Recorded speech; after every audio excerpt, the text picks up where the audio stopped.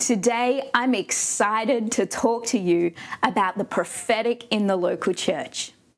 I'm really passionate about the prophetic because I believe that hearing from God is one of the greatest parts of being in relationship with Jesus. Hi, my name is Teresa, and I'm a pastor and theologian. How awesome is it that our God is alive, powerful, active, and He wants His people to know His voice. Jesus' description of Himself as the Good Shepherd in John 10 says in verse 4, His sheep follow Him because they know His voice.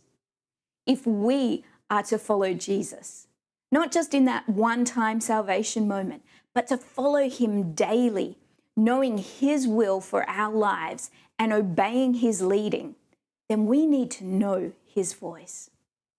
The simplest definition of the prophetic is this: hearing God's voice and doing what He says. And what I love about hearing from God is that it is the voice of love. There is no other one that we should want to follow than the one who loves us. I think it is so interesting that one of the best known verses, even by many non-believers, is John 3:16. For God so loved the world that He gave His one and only Son.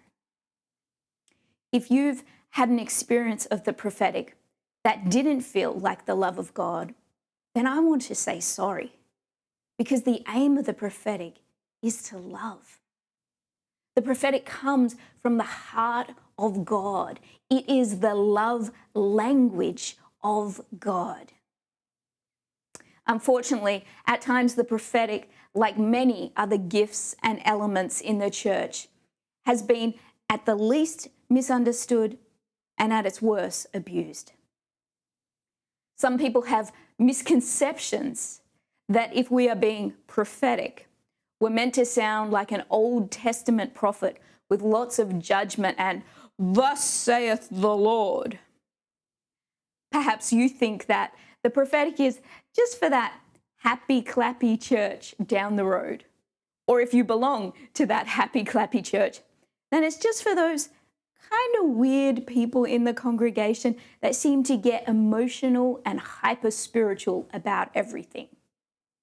My hope is that by the end of this series, you will see that the prophetic is actually one of the most normal, everyday gifts there is, and that all believers have access to it and are expected to use this gift. The prophetic doesn't make you weird. If you're weird and prophetic, that's on you, not on God. So join me as we dig into this awesome gift and see what the Bible has to say about it. In the next video, we're going to talk about how the prophetic is all about love.